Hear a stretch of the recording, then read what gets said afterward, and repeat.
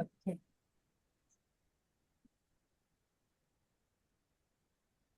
So జై Gurudev. Start.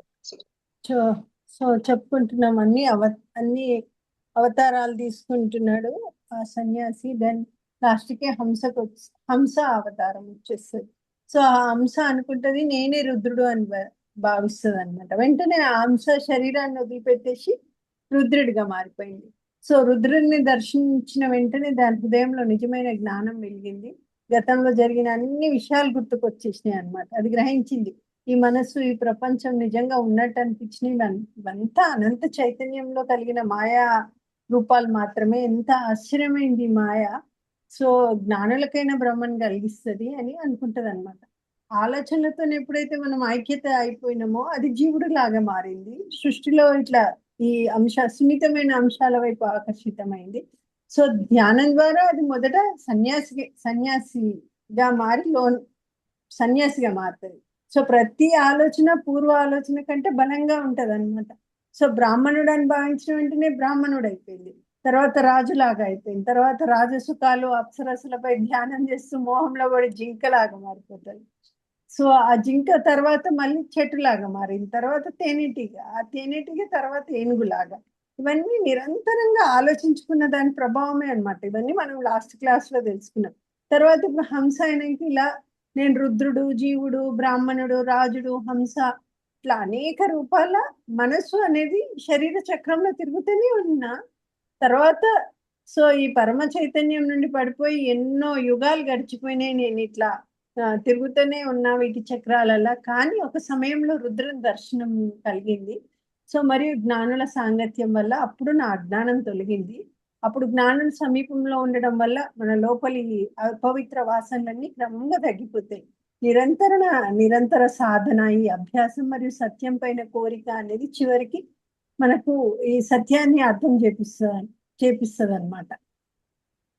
So ఇక్కడ ఏంటంటే సో ఒక హంస ఇప్పుడు నేను రుద్రుడు అనుకుంది. సో అది హంసగా ఉండకుండా రుద్రుడిగా మారింది.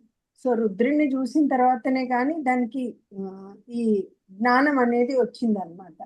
సో అప్పుడు ఇక రుద్రుడు ఇట్లా ఆలోచిస్తాడు. సో ఈ శరీరం నేనే అనే లోపల నమ్మకం వచ్చినప్పుడు ఈ ప్రపంచం అనేది విస్తరిస్తుంది. ఈ శరీరానికి నిజమైన స్వరూపం ఏమిటో పరిశీలిస్తే అది అసలు ఉండదని అర్థమవుతుంది. ఈ ప్రపంచం నిజం కాదు. యాక్చువల్గా అది ఆకాశంలో కనిపించే నీలి రంగులాగా ఒక భ్రమ మాత్రమే. ఇది మాయ, అవిద్య. దాన్ని తొలగించడానికి ప్రయత్నించడం కూడా అవసరం లేదు. ఈ ప్రపంచం కనిపిస్తూ ఉంటే ఉండనివ్వు. అది నిజంగా మనకి ఏం హాని చేయదు. ఇప్పుడు నేను నిన్ను ఇప్పుడు నేను ఈ అన్ని మార్పుల గొలుసును తిరిగి గుర్తు చేసుకొని వాటి ఇంకా ఉన్న ఒకటే చైతన్యాన్ని తెలుసుకుంటున్నాను అని చెప్తాడనమాట. వశిష్ఠుడు కొనసాగిస్తున్నాడు. రుద్రుడు అట్లా నిర్ణయించుకున్న తర్వాత తన గతంలో జరిగిన అన్ని గుర్తు చేసుకున్నాడు. ఆ సన్యాసి శరీరం ఉన్న చోటికి వెళ్ళిండు. ఆ సన్యాసి ఎక్కడ ఉన్నాడో ఫస్ట్ జన్మ సన్యాసి వచ్చిండు కదా, సన్యాసి ఉన్న చోటికి వెళ్ళినాడు. సో దానిలో మళ్ళీ చైతన్యాన్ని ప్రవేశపెట్టిండు. అంటే సన్యాసి మళ్ళీ జీవించిండు. నేను తర్వాత వాళ్ళు ఇంకొక జీవుడు ఉన్న చోటికి వెళ్ళారు. అతన్ని కూడా మేల్కొంటున్నారు. అట్లా ముగ్గురు, రుద్రుడు, సన్యాసి, జీవుడు ఒకే అనంత చైతన్యంలో ఉన్నాం. మన లోపల ఉన్న చైతన్యం ఒకటే, మనం ముగ్గురం వేరు రూపాల్లో ఉన్నామని అనుకున్నారు. తర్వాత వాళ్ళు బ్రాహ్మణుడి దగ్గరికి వెళ్ళిండ్రు. అతను నిద్రలో ఉన్నాడు, అతన్ని మేల్కొల్పినారు. తర్వాత రాజు దగ్గరికి వెళ్ళినాడు. రాజు కూడా నిద్రపోతున్నాడు అప్సరసలతోటి. సో అతన్ని కూడా మేల్కొల్పిండు. అందరు ఈ నిజాన్ని తెలుసుకుంటారు. అని మన లోపల అందరి లోపల అనంత చైతన్యం, ఒకటే చైతన్యం ఉందని తెలుసుకొని ఆశ్చర్యపోతారు. తర్వాత వాళ్ళు హంస దగ్గరికి వెళ్ళారు. హంస కూడా రుద్రులాగా మారింది. వాళ్ళందరూ గ్రహించిండ్రు అనమాట. ఇవన్నీ వేర్వేరు రూపాల్లో కనిపించినా కూడా ఉండేది ఒకటే అనంత చైతన్యము. ఇలా వారు అనేక రుద్ర రూపాలని ఈ విశ్వం అంతా వ్యాపించి ఉన్నారని తెలుసుకున్నారనమాట. ఇట్లా రుద్రుడి యొక్క రూపాలు విశ్వంలో చాలా రూపాలుగా వ్యాపించి ఉన్నాయని ఇంకా వశిష్ఠుడు చెప్పింది. జీవుడు తనే సృష్టించిన ప్రపంచంలో చిక్కుకొని ఉంటాడు. మనమే సృష్టించుకున్నాం ఆ ప్రపంచం. సన్యాసి నుంచి రాజు, రాజు నుంచి బ్రాహ్మడు, బ్రాహ్మణు నుంచి రాజు, జింక అన్ని మనం సృష్టించిన ప్రపంచంలో చిక్కుకొని ఉంటాడు. అందుకే అవగాహన లేని జీవులు ఒకరినొకరు అర్థం చేసుకోలేరు. ఇప్పుడు మనం సృష్టించుకున్న జీవులు కానీ మనమే అర్థం చేసుకోలేము. అన్ని అలలన్నీ ఒకే సముద్రానికి చెందినవి అయినట్లు జ్ఞానం వచ్చిన వారు తమలో ఎవరికైతే జ్ఞానం వస్తుందో అప్పుడు ఏకత్వాన్ని తెలుసుకుంటారు. ఓహో అందరిలో ఉండేది అదే చైతన్యం అని. సో ప్రతి జీవుడికి కూడా తనకు తానే ఒక ప్రపంచం ఉంటది. ఒక్కొక్కళ్ళకి ఒక్కొక్క ప్రపంచం. మన వెనకాల ఎన్ని జన్మలు అయితే ఒక ప్రపంచాన్ని సృష్టించినాం, కానీ లోతుగా పరిశీలిస్తే ప్రతి ప్రపంచం కూడా ఒకే అనంత చైతన్యంలో కలిసిపోతుంది. అదే అనంత చైతన్యం అని అర్థమవుతుంది. సో విభిన్నంగా కనిపించే ఈ చైతన్య బంధము, చైతన్యం ఏదైతుందో అది బంధము. ఏకత్వంలో చూస్తే అది ముక్తి. మనం అన్నిట్లో అదే అనంత చైతన్యాన్ని పరిశీలిస్తే కనుక అదే ముక్తి అన్నమాట. సో నీకు ఏది సత్యంగా అనిపిస్తే దానిలో స్థిరంగా ఉండు. ఎందుకంటే అవగాహన ఇంపార్టెంట్. చైతన్యము అనే అవగాహన ఇంపార్టెంట్. నిశ్చలంగా ఉన్నప్పుడు పొందే సత్యం కొత్తది కాదు, అది ఇప్పటికీ మనలోనే ఉంది అని చెప్తాడు అనమాట. సో అర్థమైందా? మనం ఒక్కొక్కళ్ళకు ఒక్కొక్క ప్రపంచం ఉంటది. నేను వశిష్ఠుడు చెప్పిండు, ఆ అందరు రుద్రునితో కలిసి ఆధ్యాత్మిక జ్ఞానము, ఆత్మ జ్ఞానం పొందుతారు. తాము అప్పుడు అందరికీ అర్థమైపోతుంది వాళ్ళందరూ కూడా మనంతా రుద్ర స్వరూపులమే, అదే చైతన్యం అని. సో రుద్రుడి మాయ యొక్క లీలను చూసి వాళ్ళు మళ్ళీ తమ తమ పాత్రలను ప్రేరేపించమని, పోషించమని రుద్రుడు వాళ్ళని ప్రేరేపిస్తాడు అనమాట. ఈ ప్రపంచంలో వేర్వేరు వ్యక్తుల్లా కనిపించండి, కానీ చివరికి వచ్చి మళ్ళీ నన్నే చేరుతారు అని చెప్తాడు అనమాట. సో ప్రపంచం చక్రం ముగిసింది అనుకోండి, తర్వాత అందరు తమ అసలు స్థితి, అది పరమస్థితిని పొందుతారు అని హామీ ఇస్తాడు. ఆ తర్వాత రుద్రుడు కనబడకుండా పోతాడు. జీవుడు మరియు మిగతా వారందరూ తమ తమ స్థితిలోకి తిరిగి వెళ్ళిండు. సో జీవుడు మరియు మిగతా వారు కేవలం ఊహ. అప్పుడు రాముడు అడుగుతాడు అనమాట, వీళ్ళంతా ఊహల కదా, మరి అయితే వారు నిజమైన వ్యక్తులుగా ఎట్లా మారిండ్రు అని. దాని వశిష్ఠుడు అప్పుడు సమాధానం ఇస్తాడు, ఊహ కూడా అసత్యమే అని భావించు. ఆ భావన విడిచిపెడితే ఇక్కడ ఉండేది ఒకటే అనంత చైతన్యంలో. స్వప్నంలో కనిపించేది, ఊహలో కనిపించేది ఇవన్నీ నిజంగా అనిపిస్తాయి. ప్రతి వ్యక్తి తన అనుభవంలో వాటిని నిజంగా అనుభవిస్తాడు కూడా. ఈ మొత్తం విశ్వం అంతే కూడా అంతే, అదే అనంత చైతన్యంలో ఉంది. ఆలోచనలు స్వల్పంగా ఉంటాయని నిజంగా గ్రహించేది యోగ సాధన ద్వారానే. ఇతర మార్గాల ద్వారా మనం గ్రహించలేమన్నమాట.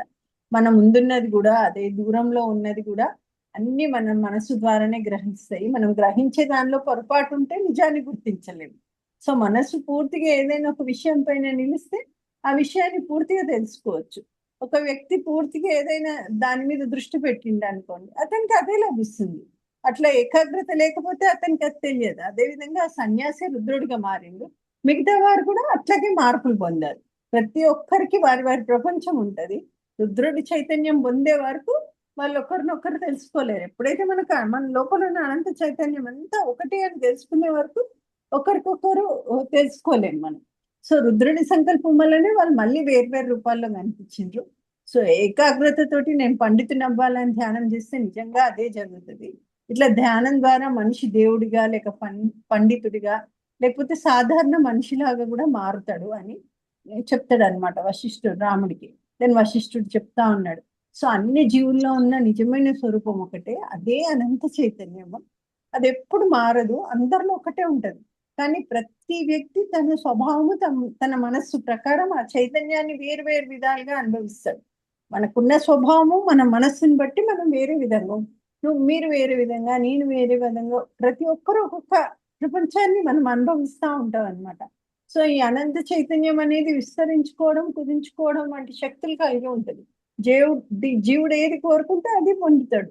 యోగి ఏం చేస్తాడంటే తన శక్తితోటి అనేక చోట్ల అనుభవించగలడు. అతను ఒక్క చేట ఉన్నా కూడా అనేక చోట్ల ఉన్నట్టు అనుభవం పొందగలడు.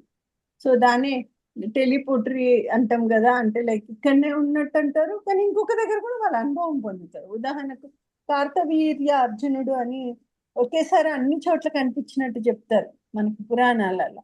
అట్లాగే ఒక గాయకుడు ఒక చోట పాడిండి అనుకోని, అతని స్వరం అన్ని చోట్ల మనం ఇక్కడ టీవీ పెడితే ఇక్కడ వస్తుంది, అక్కడ టీవీ పెడితే అక్కడ పెడుతుంది, బట్ పాడేది ఒకటే చోట.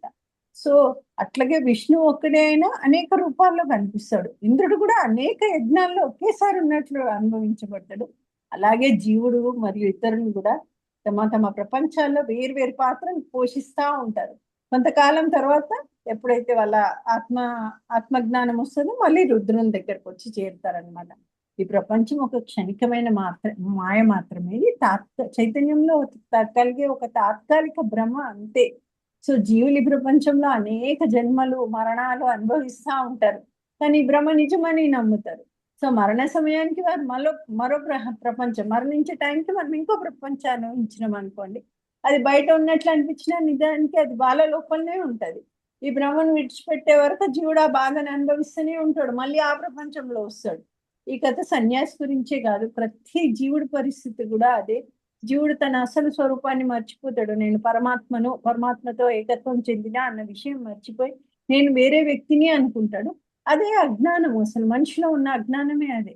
సో వశిష్ఠుడు చెప్తున్నాడు, ఓ రామ, రాజా, ఓ రాజా అని సంబోధిస్తాడు. రాజు కదా రాముడు. ఓ రాజా, ఓ రామ, నేను నా జ్ఞాన దృష్టితోటి ఆ సన్యాసిని వెతికిన. సో అయితే ఆ సన్యాసి లోతైన ధ్యానంలోనికి వెళ్ళి విశ్వంలో అన్ని చూడాలని, ఆ నేను చాలా లోతైన ధ్యానంలోనికి వెళ్ళి విశ్వంలో అన్ని చూడాలని ప్రయత్నించిన, కానీ నాకు అతను ఎక్కడ కనిపించలేదు. తర్వాత బయట కూడా వెతికిన. అప్పుడు ఒక జైన విహారంలో, అంటే ఒక జైన ఆశ్రమం, జైన ఆశ్రమంలో ఒక సన్యాసి కనిపించిండు. అతని పేరు ఏంటంటే దీర్ఘ దృష్టి. అతను ఒక చీమల గట్ట మీద కూర్చొని లోతైన ధ్యానంలో కూర్చొని ఉన్నాడు. అతని సేవకులు కూడా ఇబ్బంది పెట్టలేదు, ఎందుకంటే అతను చాలా దీర్ఘ ధ్యానంలో ఉన్నాడు. అది అతని ధ్యానంలో మామూలుగా 21 రోజులు. బట్ ఆ మరొక కోణంలో చూస్తే కొన్ని వేల సంవత్సరాలు గడిచిపోయినట్టుగా ఉంది. అది మనసు సృష్టించిన కాలం చాలా ఆశ్చర్యం అన్నమాట. ఇక్కడ ఒక కాలం ఉంటది, వేరే వేరే లోకంలో వేరే కాలం ఉంటది. సో మన మనస్సే ఇదంతా సృష్టించుకుంటది. సో అందుకే నేను అర్థం చేసుకున్నా ఏంటంటే, వశిష్ఠుడు చెప్తుంది ఇట్లాంటి సన్యాసులు ఇతర కాలాల్లో కూడా ఉన్నారు, కానీ నాకు ఇట్లాంటి వాళ్ళు ఇద్దరే కనిపించిండ్రు, మూడో వ్యక్తి నాకు కనిపించలేదు. అందుకే నేను ఇంకా మరింత లోతుగా ఈ సృష్టి హృదయంలోకి వెళ్ళి వెతికినా నేను. చివరికి అతన్ని కూడా కనుక్కున్నా, కానీ అతని విశ్వంలో లేడు, అతను ఇంకొక విశ్వంలో ఉన్నాడు. సో ఆ విశ్వం కూడా ఈ విశ్వంలానే ఉంది, కానీ మరో బ్రహ్మచేత, బ్రహ్మలు కూడా చాలా మంది ఉంటారు, ఇంకొక బ్రహ్మచేత సృష్టించబడ్డది. ఇట్లాంటివి ఎన్నో విశ్వాలు ఉన్నాయి, ఇంకా ఉండబోతున్నాయి. ఈ సభలో కూడా కొందరు మహర్షులు తమ ఆలోచనలతోటి కొత్త జీవులను సృష్టిస్తున్నారు, అవి నిజంగా ఉన్నట్లు కనిపిస్తాయి. మనం అనుకుంటాం కదా, విశ్వామిత్రుడు సృష్టికి ప్రతి సృష్టి చేసిండు అని. సో ఇదే ఇంకొక విశ్వాన్ని కూడా సృష్టించవచ్చు. ఒక వాళ్ళకు మనకు వచ్చింది, ఆ శక్తి వచ్చిందంటే వీ కెన్ క్రియేట్ అనదర్ సృష్టి ఆల్సో. సో ఇదే మాయ యొక్క మహిమ. కొన్ని జీవులేమో మనలాగానే ఉంటాయి, కొన్ని పూర్తిగా భిన్నంగా ఉంటాయి, కొన్ని కొన్ని మాత్రం కొంతవరకే మనల్ని పోలి ఉంటాయి. ఇదంతా మాయ యొక్క ఆశ్చర్యకరమైన లీల. అయితే ఇది నిజంగా లేదు, కేవలం భ్రమ మాత్రమే. 21 రోజుల కాలం, వేల సంవత్సరాల కాలం, ఇవన్నీ మనసు ఆటలు మాత్రమే. మనసు ఒక పుష్పంలో విస్తరించి ప్రపంచాన్ని సృష్టిస్తుంది. ఇది అంతా అనంత చైతన్యంలోనే జరుగుతుంది. చైతన్యం శుద్ధమైంది, కానీ మనకి ఇది కలుషితంగా కనిపిస్తుంది. ప్రతి వస్తువు వేరువేరుగా కనిపించినా అదన్నీ ఒకటే మూలం, అదే అనంత చైతన్యం నుంచి వచ్చినాయి. చివరికి మళ్ళీ అన్ని అదే మూలంలో కలిసిపోతాయి. కారణం కూడా అదే, ఫలితం కూడా అదే అని చెప్తాడనమాట. దెన్ సో ఇంకా ప్లీజ్ కంటిన్యూ, ఇంకా చెప్తా ఉన్నాను. సో వశిష్ఠుడు ఇంకా చెప్తున్నాడు, ఈ మాయ చాలా కష్టంగా అర్థమయ్యేది, దాన్ని దాటడం కూడా కష్టమే, కానీ నిజమైన జ్ఞానం ఉంటే ఈ మాయని సులభంగా దాటవచ్చు. దశరథుడు అంటాడు అనమాట. అప్పుడు ఇక సభలో జరుగుతుంది కదా, సభలో దశరథుడు కూడా ఉన్నాడు. సో దశరథుడు అన్నాడు, ఆ సన్యాసి ఎక్కడ ఉన్నాడో చెప్పండి, నేను వెంటనే సైన్యాన్ని పంపి అతన్ని లేపి ఇక్కడికి తీసుకొద్దాము అని అంటాడు అనమాట. వశిష్ఠుడు చెప్తాడు, ఆ సన్యాసి ఇప్పుడు శరీరం, ఆ సన్యాసి శరీరం ఇప్పుడు జీవం లేదు దాంట్లో. అతను జ్ఞానం పొందిండు, విముక్తి కూడా పొందినాడు. ఇప్పుడు అతను ఈ ప్రపంచాన్ని అనుభవించాల్సిన అవసరం అతనికి లేదు. అతని సేవకులు 1 నెల తర్వాత తలుపు తీయాలని ఎదురు చూస్తున్నారు. అప్పటికే అతను శరీరాన్ని పూర్తిగా విడిచిపెడతాడు. సో అని మాయ గురించి చెప్తుండ అనమాట. ప్రపంచం ఒక భ్రమ మాత్రమే, మనకి ఇది నిజంలాగా అనిపిస్తుంది. ఉదాహరణకు బంగారంతో చేసిన గాజు ఉందనుకోండి, మనకు గాజులాగా అనిపిస్తుంది, కానీ నిజానికి దానిలో ఉండే బేస్ ఏంటి, అది బంగారం మాత్రమే. అట్లాగే ప్రపంచం కనిపించినా నిజంగా నీ చైతన్యం మాత్రమే. జీవుడు ఎట్లా పుడతాడంటే మన అజ్ఞానం వల్ల ఈ ప్రపంచం నిజం అని అనిపిస్తుంది.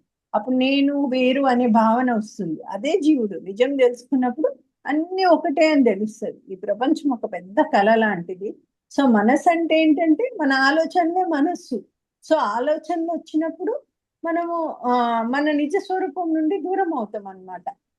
మనం ఆత్మ చైతన్యము అనేది మర్చిపోయి మనం ఆలోచనల వెంట పరిగెత్తుతాం. అసలు సత్యం ఏంటంటే జీవుడు, శరీరము, ప్రపంచము ఇవన్నీ ఒకే చైతన్యం యొక్క ప్రతిబింబాలు. నిజానికి కదలిక లేదు, భేదం లేదు, ఒకటే అనేకం అనే తేడా కూడా లేదు. ఇవన్నీ మనస్సు సృష్టి. ఎప్పుడైతే మన జ్ఞానం వస్తుందో అప్పుడు భేదం అనేది కనిపించదు, శాంతి మాత్రమే ఉంటది. చూసేవాడు, చూసేది, చూడడము అన్ని కూడా లేవు ఇక్కడ. ఉదాహరణ, మన కళ్ళు చంద్రునిలో మచ్చ ఉందని అనుకుంటాం, కానీ అవి నిజానికి అక్కడ మచ్చలే. అట్లాగే ఈ ప్రపంచంలో కనిపించే లోపాలు కూడా ఇవి నిజం కాదు అని చెప్తాడు అనమాట. వశిష్ఠుడు ఇంకా చెప్తా ఉంటాడు, ఓ రామ, ఈ ఆలోచన లేని స్థితి ఎప్పుడు ఉండాలి? ఎట్లా అంటే మనసు నిశ్శబ్దంగా ఉన్న స్థితి, ఆలోచనలు అసలు ఉండకూడదు. అది ఎట్లా ఉంటుందంటే గాఢ నిద్ర లాంటి నిశ్శబ్దం, లైక్ సుషుప్తి. సుషుప్తి అవస్థ. మనకు నిద్రలో ఉంటే మనం ఎట్లా ఉంటామో అట్లా అన్నమాట. రాముడు అడుగుతాడు. సో మాటల మౌనం ఒకటి, మాటలతోటి మౌనం చేస్తాం. సో ఇంకొకటి ఇంద్రియాలకు మౌనం కల్పిస్తాం. ఇంకొకటి తపస్సు. తపస్సు ద్వారా మౌనం. వీటి గురించి విన్నాను, కానీ ఈ గాఢ నిద్ర మౌనం అంటే ఏమిటి అని అడుగుతాడు అనమాట. అప్పుడు వశిష్ఠుడు చెప్తాడు, రామం, మనం మౌనం పాటించే వారు రెండు రకాలుగా ఉంటారు. ఒకటి కఠిన సన్యాసి, ఆ బలవంతంగా ఇంద్రియాలను ఆపుకుంటాడు, కానీ లోపల జ్ఞానం ఉండదు. మనం అంటాం చూడు, ఆ సన్యాసి ఇట్లా చేసిండు, అట్లా చేసిండు, వాళ్ళు చాలా బలవంతంగా చేస్తారు ఆ పనులు, బట్ వాళ్ళ లోపల జ్ఞానం ఉండదు. జ్ఞాని ఎట్లా ఉంటుందేమో, ఒక లిబరేటెడ్ సేజ్ ఎట్లా ఉంటాడంటే నిజమేందో తెలుసుకుంటాడు, బయట సాధారణ మనిషిలాగా ఉంటాడు, కానీ లోపల మాత్రం శాంతి ఉంటది, జ్ఞానం ఉంటది. సో ఈ మౌనం యొక్క రకాలు ఏంటంటే వశిష్ఠుడు చెప్పిండు, 4 రకాల మౌనం ఉంటది. ఒకటి మాటల మౌనము, అంటే మాట్లాడారు. మనం అడ్వాన్స్ కోర్సులో సైలెన్స్ చేస్తాం కదా, మాటల మౌనం. దెన్ ఇంద్రియాల మౌనం ఏంటంటే కళ్ళు, చెవులు, వాటికి కూడా మౌనం కల్పిస్తారు. దెన్ బలవంతంగా నియంత్రణ చేస్తారు, అది కఠిన తపస్సు ద్వారా. సో ఇంకొకటి గాఢ నిద్ర మౌనం, దాన్ని సుషుప్తి మౌనం అంటాం. మొదటి మౌనాలు, 3 మౌనాలు అంత ముఖ్యమైనవి కావు. నిజంగా ముక్తికి ఉపయోగపడేది మాత్రం 4వది సుషుప్తి మౌనమే. సుషుప్తి మౌనం అంటే గాఢ నిద్రలో ఎలా ఉంటామో గుర్తు చేసుకోండి. మనసు లేదు, ఆలోచన లేదు, భయం లేదు, భేదం లేదు, నేను నువ్వు అనే తేడా కూడా లేదు మనకు గాఢ నిద్రలో. సో అట్లా మనం గాఢ నిద్రలో ఉన్న స్థితి మనకు అది సుషుప్తి మౌనము, అది చెప్తాడు అనమాట. ఒక్క నిమిషం.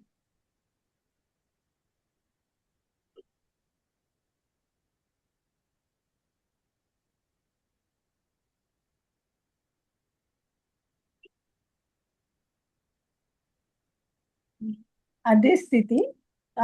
కానీ మనం గాఢ నిద్రలో ఉన్నట్టు ఉంటాము, బట్ అవేక్ అని ఉంటాం.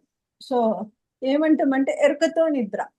సో అవేక్ స్టేట్ లో ఉంటాము, బట్ నిద్ర అవస్థ ఉంటది. ఈ స్థితిలో ఏముంటదంటే శ్వాస అనేది సహజంగా ఉంటది, మనకు ఇంద్రియాలు కూడా సహజంగా పనిచేస్తాయి, కానీ మనసు మాత్రం ప్రశాంతంగా ఉంటది. ఏ భేదం కనిపించదు, పూర్తిగా శాంతి ఉంటది. నేను అనే భావన కూడా ఉండదు, ఇతరులు అనే భావన కూడా ఉండదు. ఉన్నది ఒక్కటే, అదే శుద్ధ చైతన్యం. అందరూ అదే శుద్ధ చైతన్యం అంటారు. సో సింపుల్ గా చెప్పుకోవాలంటే గాఢ నిద్రలో శాంతి గుర్తుంటుందా? అదే శాంతి. అది లేచి, కానీ అది లేచినప్పుడు కూడా ఉండాలి, అదే నిజమైన మౌనం అంటే అని వశిష్ఠుడు చెప్తుండ అనమాట.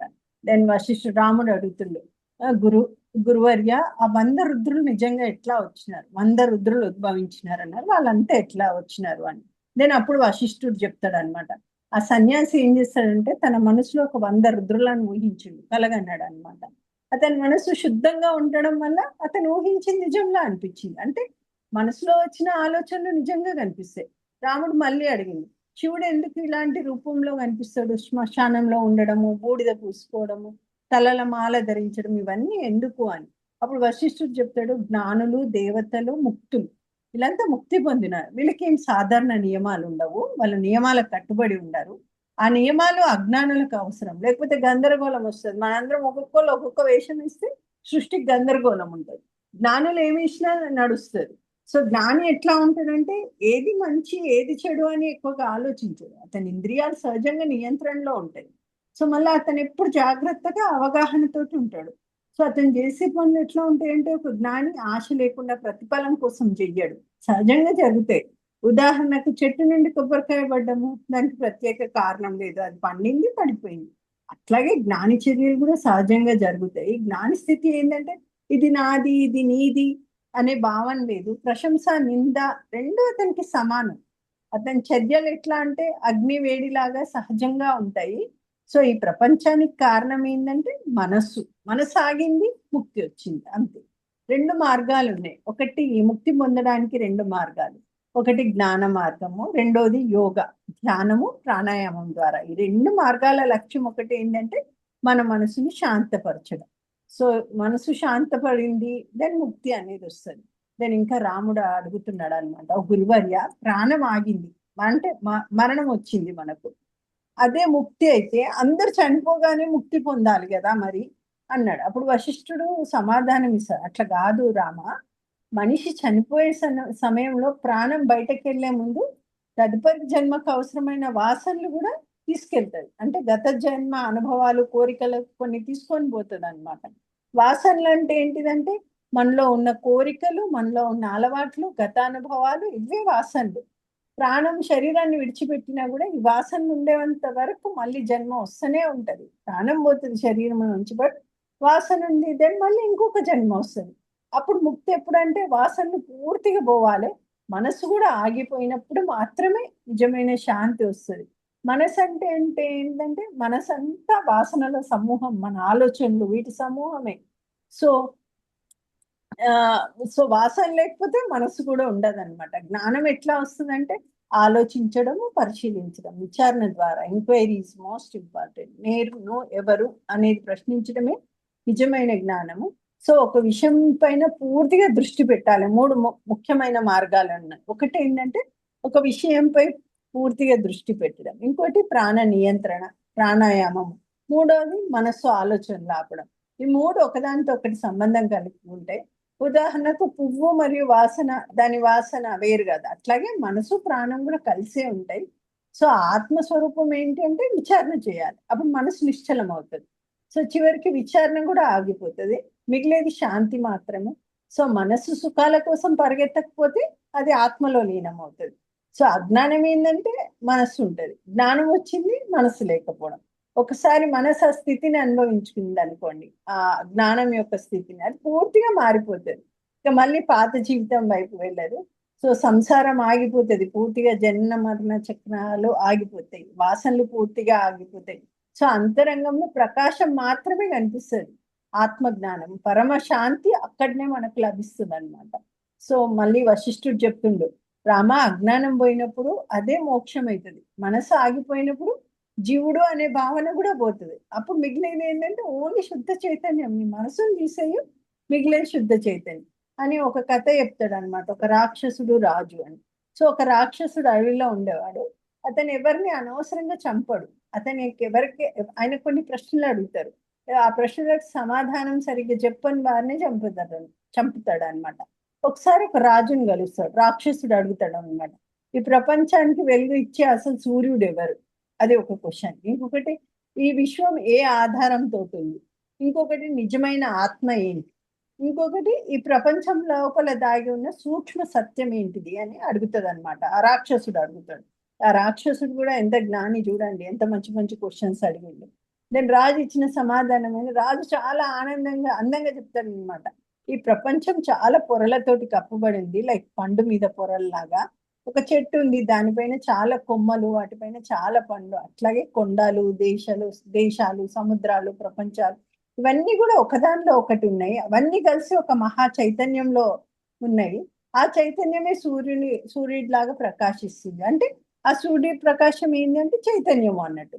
ఆ చైతన్యం వల్లనే నిజం, ప్రపంచం నిజంలాగా అనిపిస్తుంది. కానీ నిజానికి ఇవన్నీ చిన్న చిన్న కణాల లాంటివి అని చెప్తాడు అనమాట. ముఖ్యమైన సత్యం ఏంటంటే కాలము, స్థలము, కదలిక, ఇవన్నీ కూడా చైతన్యంలోనే ఉన్నాయి. ప్రపంచం ఒక రూపం మాత్రమే, కానీ అసలు నిజం చైతన్యము. ఈ చైతన్యం అనేది శుద్ధమైంది, నిజమైనది, ఎప్పటికీ మారదు అని. సో చివరిగా రాక్షసుడు ఏం చేస్తాడంటే ఈ సమాధానం విని మౌనంగా ఆలోచనలో మునిగిపోతాడు. సో వశిష్ఠుడు రాముడికి చెప్తాడు, నువ్వు కూడా ఈ సత్యంలో స్థిరంగా ఉంటే సహజంగా జీవించు, మోక్షాన్ని పొందుతావు అని. సో మోక్షానికి మార్గం ఏంటంటే ఎంక్వైరీ. సో జ్ఞానము ఒకటి, ప్రాణాయామము ఒకటి, సాధన ఒకటి, మనమే ఆత్మ చైతన్యం. ఇక్కడ ఉండేది శుద్ధ చైతన్యం తప్ప ఏం లేదు. మన ఓన్ ప్రపంచాన్ని మనమే సృష్టించుకుంటాం. మన అందరి లోపల అదే సేమ్ చైతన్యం ఉంటుంది. మన ఆలోచనలు, మన వాసనలు మన ప్రపంచాన్ని సృష్టిస్తాయి. ఎంత పెద్ద ప్రపంచాన్ని సృష్టించుకుంటామో మనకు తెలియదు. ఎన్ని జన్మలు ఎత్తి వచ్చినామో, ఎంత పెద్ద ప్రపంచం ఉందో ఈ డోంట్ నో. సో ఇవన్నీ మన పాత వాసనలు, మన సంస్కారాల ఫలమే మనం ఇప్పుడు జన్మ అనుభవిస్తుంది. ఓకే మహేందర్. మా జయ గురుదేవమ్మా. అయితే జై గురు. ఇంకా మా హంస రుద్రుడుగా భావించుకుందమ్మా. రుద్రుడు అయిపోయాడు. ఉమ్, రుద్రుడు అయిపోయాక అరే రుద్రుడు మళ్ళీ అన్ని శరీరంలోకి వెళ్తాడు. అన్ని ఉమ్, అన్నిటిని చూసుకుంటూ వచ్చాడు. అన్నిట్లో చూసుకుంటూ వస్తే ఉన్నది ఒకటే చైతన్యం అని గమనించారు. అన్ని శరీరాలు, బ్రాహ్మణ శరీరము, ఒక ఉమ్, మామూలు రాజు అన్నిట్లో. ఇంకా తర్వాత రాముల వారు అడుగుతున్నారు అనమాట. ఆ, మరి ఆ, అంటే ఈ ఆలోచనలతోనే జీవుడు అనే ఒక భావం వస్తుంది. ఆలోచన లేకపోతే అది మనసు మౌనం అవుతే అది ఆ జ్ఞానంలోకి వెళ్ళినట్టే అని. రాముల వారు ఉమ్, ఏమడిగారు అంటే మరి చనిపోయాక ముక్తి ఎందుకు పొందరు అని. అప్పుడు ఉమ్, కృష్ణముని ఏమంటారు, వాళ్ళు పొందలేరు, ఎందుకంటే వాసనలు ఉంటాయి, వాళ్ళలో వాసనలు మిగిలిపోతాయి, అవి ముందుకు ఇంకా అవి తీసుకెళ్ళబడతాయి కాబట్టి